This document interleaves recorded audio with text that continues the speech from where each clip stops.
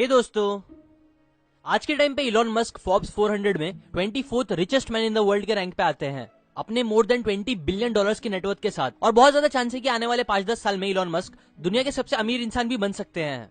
क्यों और कैसे, वो ये वीडियो के एंड तक आपको समझ आ जाएगा। बस अभी उनकी तारीफ में कुछ वर्ड्स बोलूं तो इलॉन मस्क को रियल वर्ल्ड का आयरन मैन बोला जाता है, उनके दिमाग, टेक्नोलॉजी की तरफ प्यार और पैसों को ध्यान में रखते हुए। इनफैक्ट रॉबर्ट डी जूनियर ने आयरन मैन के रोल के लिए इलॉन मस्क से ही इंस्पिरेशन ली थी। कहा जाता है कि स्टीव जॉब्स के बाद टेक्नोलॉजी की दुनिया में जो अगला रेवोल्यूशन ला रहा है वो है इलॉन मस्क। इलॉन सच दुनिया के सबसे इंस्पायरिंग और सक्सेसफुल लोगों में से एक है जिन्हें हर कोई बहुत पसंद करता है। इसलिए आज मैं आपके साथ उनकी ही बायोग्राफी बुक और दूसरे सोर्सेज से केस स्टडी करके आपको वो 5 मेन बातें बताऊंगा जिसने इलॉन को ये सब अचीव करने के काबिल बनाया, और जिसे हमेशा की तरह अगर आप भी समझकर अपनी लाइफ में अप्लाई करोगे, इवन अगर 10% भी उनकी तरह फॉलो करोगे, तो बहुत ज्यादा चांस है कि आप एटलीस्ट एक मिलियनर तो बन ही जाओगे। So let's begin. Elon Musk का बचपन काफी परेशानी से भरा था। उनके पेरेंट्स का डिवोर्स हो गया था, इसीलिए वो अपने डैड के साथ रहते थे, जो मेंटली इलॉन को जाने अनजाने में बहुत टॉर्चर करते थे। स्कूल के बच्चे उन्हें मारते थे। एक बार तो कुछ बच्चों ने उन्हें ऐसा मार दिया था कि उन्हें हॉस्पिटलाइज करना पड़ गया था 1 हफ्ते के लिए। और ऑलमोस्ट किसी को भी इलॉन कभी एक खास बच्चा लगा ही नहीं था। बट बस एक बात थी जो इलॉन में खास थी, बचपन से ही वो बुक्स बहुत पढ़ते थे। स्कूल की बुक्स नहीं, बल्कि उन टॉपिक से रिलेटेड बुक्स जिनमें उन्हें इंटरेस्ट था। उनकी मॉम बोलती है इलॉन 5 घंटे से लेके 10-10 घंटे तक बुक्स पढ़ते थे। वीकेंड्स पे तो वो कभी 2-2 बुक्स खत्म कर देते थे। और जब कभी वो उनकी मॉम को घर में मिलते नहीं थे तो वो डायरेक्ट घर के पास वाली 2 लाइब्रेरीज में जाती थी, जहाँ ऑलमोस्ट हमेशा इलॉन उन्हें मिल जाते थे। वहां भी उन्होंने इतनी बुक्स पढ़ डाली थी कि फिर बुक्स ही नहीं बची थी उनके पढ़ने के लिए।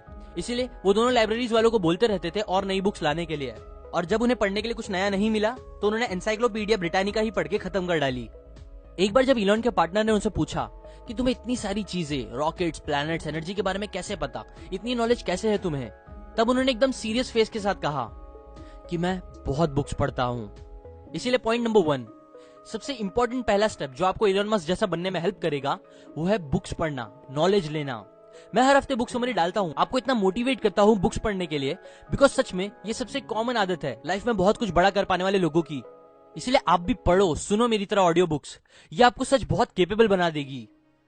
अब वापस इलॉन की स्टोरी पे आए तो देखो, ऐसा नहीं था कि इलॉन बस पढ़ते रहते थे और कभी कुछ क्रिएट नहीं करते थे बहुत से लोगों की तरह। नहीं, इनफैक्ट बस 12 साल की एज में ही उन्होंने बुक्स से पढ़ के कोडिंग करना सीख ली थी। और क्योंकि हर बच्चों की तरह उन्हें भी गेम्स खेलना बहुत पसंद था, इसलिए उन्होंने खुद एक गेम कोड किया, ब्लास्टर नाम का, जिसके लिए उन्हें $500 का इनाम भी मिला। उस गेम को अभी एक गूगल सॉफ्टवेयर इंजीनियर ने रेल बना के इंटरनेट पे डाला भी है, जो आप सर्च करके खेल भी सकते हो।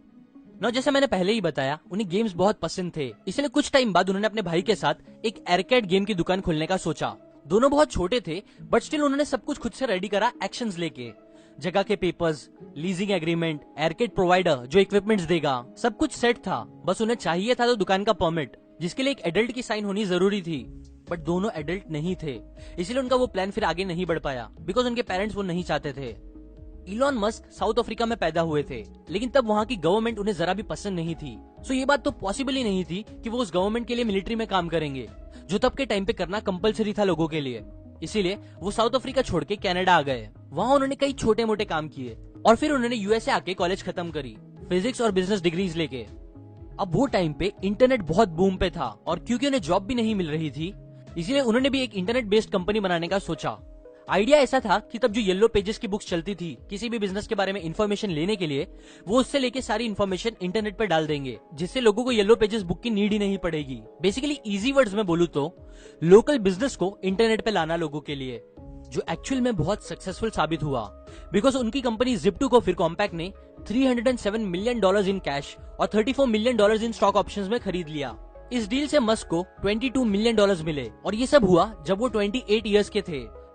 अब यहाँ तक की स्टोरी से जो सेकंड लेसन आपको सीखना चाहिए, उसे मैं 7 habits of highly effective people से इंस्पायर होकर बोलता हूँ, प्रोएक्टिव क्रिएटर। इलॉन चाहते तो वो भी दूसरों की तरह बोल सकते थे, रोज बस गेम खेलते हुए कि अरे मैं क्या कर सकता हूँ, गवर्नमेंट ही अच्छी नहीं है मेरी कंट्री की, कुछ भी सही नहीं यहाँ। बट उन्होंने ऐसा नहीं किया। वो हमेशा एक्टिव रहते थे, चीजें क्रिएट करते थे, और जो चाहते थे उसके लिए एक्शंस लेते थे, फिर चाहे उसके लिए उन्हें कुछ भी करना पड़े। और ऐसे ही प्रोएक्टिव क्रिएटर आपको भी बनना होगा। अब 28 की एज में मिलियनर बनने के बाद वो चाहते तो रिटायर होके मजे से अपनी पूरी जिंदगी बिता सकते थे, बट नहीं, उन्हें ये अचीवमेंट कुछ खास नहीं लगी, बिकॉज उन्हें और कुछ बड़ा करना था जिससे एक्चुअल में दुनिया बदले। इसीलिए फिर उन्होंने अपनी कमाई के पैसे लिए और फाइनेंस लाइन में चले गए। उन्होंने देखा कि पैसे को लेके बहुत टाइम से कुछ नया इन्वेंशन नहीं हुआ है। एक जगह से दूसरी जगह पैसे भेजने के लिए काफी मुश्किल होती है। हफ्ते महीने लग जाते हैं एक चेक को एक कंट्री से दूसरी कंट्री जाने के लिए। इसीलिए फिर उन्होंने एक ऐसी कंपनी बनाने पे काम करना चालू किया जिसने फाइनेंस इंडस्ट्री में एक रेवोल्यूशन लाया और जो एक लीडिंग पेमेंट सिस्टम बना पूरी वर्ल्ड में, जिसे आज हम पेपाल के नाम से जानते हैं। पेपाल इलॉन ने कई ग्रेट लोगों के साथ मिलकर बनाया था, जिसे पेपाल माफिया भी बोलते हैं। बिकॉज जो भी लोग इस ग्रुप में थे उन सब ने आगे भी अपनी लाइफ में बहुत ग्रेट कंपनीज बनाई। फॉर एग्जाम्पल यूट्यूब, जिसमें अभी आप ये वीडियो देख रहे हो, उसके फाउंडर्स भी पेपाल माफिया में थे। अब पेपाल को ईबे ने 2002 में खरीदा 1.5 बिलियन डॉलर्स में, जिससे इलॉन को 180 मिलियन डॉलर्स मिले। अब अगेन वो इतने सारे पैसों के साथ वापस आराम से कई आइलैंड्स खरीद के मजे से अपनी जिंदगी बिता सकते थे, बट अगेन नहीं। उन्होंने अपने प्रॉफिट लिए और उसे ऐसी कंपनीज बनाने में लगा दिए जो एक दिन पूरी ह्यूमैनिटी को बचा सकती है, दुनिया बदल सकती है। जिसमें आई पहले स्पेसएक्स, फिर टेस्ला और सोलार सिटी, और अभी कुछ साल पहले ही बोरिंग कंपनी। सो ये चीजें अब हमें थर्ड लेसन सिखाती है, जो ये है कि never settle with just good. अगर आपको इलॉन की तरह ग्रेट चीजें करनी है तो कभी ठीक ठाक चीजों पे सेटल मत होना। हमेशा अपने आप को चैलेंज करो, ग्रो करो और बड़े से बड़े काम करने की सोचो एक्शंस लेके। अब बहुत से लोग होंगे जो शायद ये सोचे कि इलॉन बहुत लालची थे, जो बस और ज्यादा से ज्यादा पैसे कमाने की सोचते थे और इसीलिए ही इतने पैसे कमाने के बाद भी वो रुके नहीं। बट ये सच नहीं है। सच तो ये है कि उन्हें बचपन से ही कॉमिक्स और बुक्स पढ़ पढ़ के ये ड्रीम था कि वो कुछ ऐसा करे जिससे कि वो दुनिया बदल सके और दुनिया को बचा सके, वैसे ही जैसे एक हीरो बचाता है कॉमिक्स में। इसीलिए 2002 में ही फिर उन्होंने स्पेसएक्स कंपनी बनाई, इस एम के साथ कि एक दिन वो नॉर्मल लोगों को भी मार्स में भेज सकेंगे, ताकि ह्यूमंस मार्स को भी अपना घर बना पाए। बिकॉज अगर अर्थ को कुछ फ्यूचर में होता भी है, जिसके बहुत ज्यादा चांस है, तो भी हम एज अ स्पीशीज सर्वाइव कर पाएंगे। लेकिन उनके ये ड्रीम पे उनके अलावा किसी को भी भरोसा नहीं था। इसीलिए उन्होंने अकेले वन मैन शो अपने खुद के 180 में से 100 मिलियन डॉलर्स इन्वेस्ट कर दिए स्पेसएक्स में। फिर 2006 में उन्होंने देखा कि कैसे आजकल हम सब फॉसिल फ्यूल्स पे कितने ज्यादा डिपेंड हो गए हैं एनर्जी के लिए। इसीलिए उन्होंने सोलार सिटी पे फोकस करा, ताकि हम पेट्रोल, डीजल, गैस जैसी चीजों का यूज करते करते अपनी दुनिया को बर्बाद ना करे, जैसे आज हम पोल्यूशन फैला फैला के और उनकी सर्च में अर्थ को बड़ी कंपनीज बर्बाद कर रही है।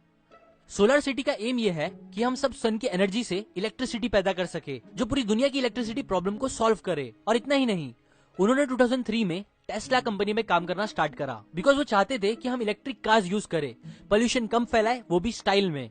बिकॉज लोगों को खराब दिखने वाली छोटी इलेक्ट्रिक कार्स पसंद नहीं थी, इसलिए उनकी टेस्ला कार्स स्पोर्ट्स कार्स जैसी दिखती है, प्लस वो एनवायरमेंट के लिए भी बेस्ट है। इलॉन मस्क का सपना है कि हर कार इलेक्ट्रिसिटी पे चले। वो हर टेस्ला ओनर को फ्री में अपनी कार चार्ज करने देंगे, वो भी लाइफ टाइम।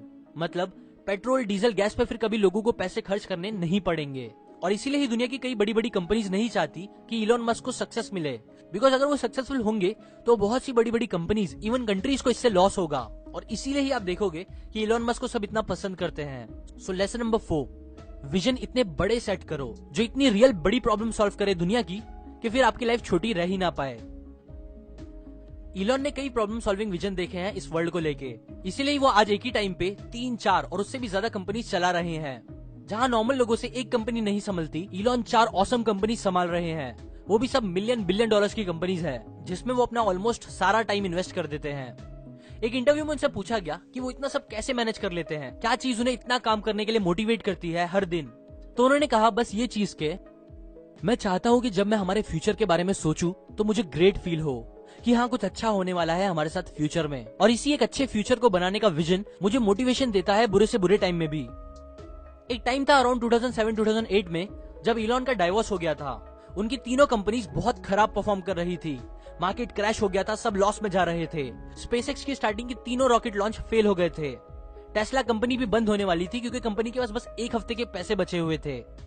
तब उनके पास 2 ही ऑप्शंस थे, या तो टेस्ला को बंद कर देना, या तो अपने सारे बचे हुए पैसे जो पेपाल से उन्होंने कमाए थे वो सब टेस्ला में इन्वेस्ट कर देना, क्योंकि कोई भी और इन्वेस्टर टेस्ला में अपने हाथ डालना नहीं चाहता था।